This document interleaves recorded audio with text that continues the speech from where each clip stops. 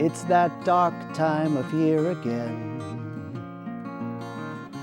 Light is lean, sun is aching from its daily swim upstream. Faintly beams her tired rays, soon to sink behind clouds of frozen gray. It's that barren time of year again. Trees are bare, frozen memories of a love we once shared. Only God can heal my heart, same God who's taken you away. Two eyes ain't enough to see what this life has in store for me, and how to go about living day by day. Two ears are too much to hear, voices filled with doubt and fear. I'm vulnerable to heartache now. This tender time is here.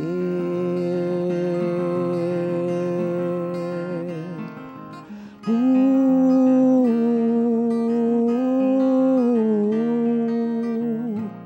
it's that wicked time of year again. Raging soul, poignant memories of blood and hurt and cold. Howling sirens of the past tempt the fate of future spell to cast.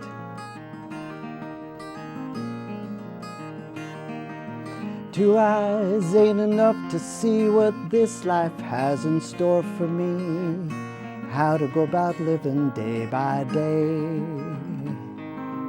Two ears are too much to hear, voices filled with doubt and fear. I'm vulnerable to heartache now. This tender time is here.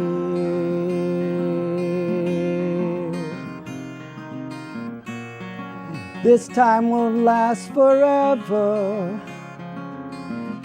Time of darkness, time of pain.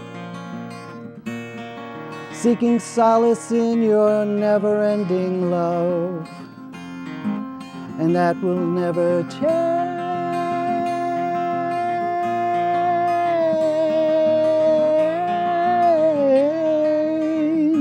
Oh,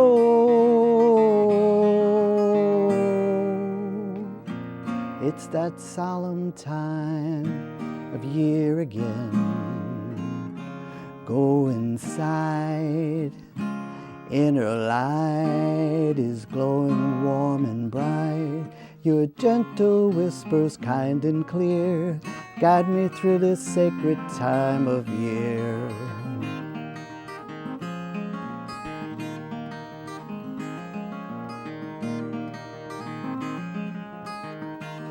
Ah, ooh.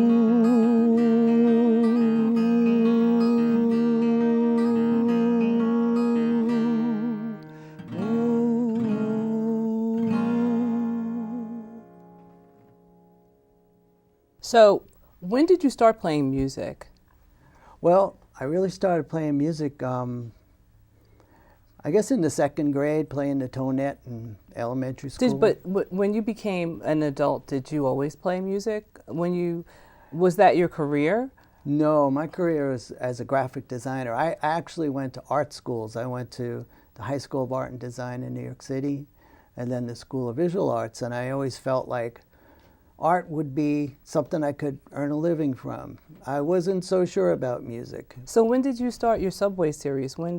Have you always been doing art, or is it music and art, or how did that work in your life? It's funny. I went to the High School of Art and Design, but I played first alto in the jazz band. I played bassoon in the orchestra. Mm-hmm. And I always did both, art mm-hmm. and music. As far as my personal painting and stuff, mm-hmm. and then playing in bands, I really never could sustain both at the same time. And mm-hmm. actually, I'm looking forward to doing that because like the Subway series, the painting series, I started. I'd love to finish that, mm-hmm. and I have lots and lots of material. I've got all kinds of sketch pads full of people that I drew on the subway, about 18 years worth of sketches. And I also have a lot of little quick digital photos that I work from. So it's a combination of all that stuff. But the music, when I like right now, I'm so thrilled about songwriting and singing. It's almost like that's become the passion, and the painting is kind of like, you know, I know I'll get back to it someday, but it's not, you know, a burning desire right now for me. What would you say to someone who wanted to transform, who was over 50 and wanted to transform their life? What would you tell them? I'd just say do it. Just do it, just like that. Just do it. Just whatever that is that lights your fire, you know. Just do that. And I feel like I'm being guided, you know. I feel like I had this desire to write music, but I never thought I could because of my learning disability, my dyslexia. I didn't think I could ever write a lyric. Period. Well, why did you think that? Well, because I couldn't spell. I have difficulty reading. And I just thought, you know, I don't have a great use of the language, really. That's what I thought. So how did you overcome that? What, you know, as a fellow dyslexic, you know, you have little tricks to get over that, or you know, to not make it so difficult. So what tricks did you use? Because I would assume that because of the lines in a sheet of music makes it a little difficult to read. So did you memorize the music? Yeah. What about lyrics? Well, I asked you two questions at once. Sorry about that, no, Andy. it's okay. I could deal with it. Well, firstly, as far as sheet music, I'm a terrible sight reader, but I always used to ask if I was going to audition for something, I would ask somebody to just hum the tune or play the tune, and I'd memorize the tune. Wow. And that's how I would be able to get through reading, you know, during the audition to read the sheet music, although I got to say, once the images are in front of me, it sometimes can be even more confusing. So what did you do? Like, if you had a jam session with like the JBs, how would memorization. I'd hear it, I'd know the tune. I'd say, "What does it sound? Play it for me. Play the lick. What's my part?" And I would just memorize it. That's amazing.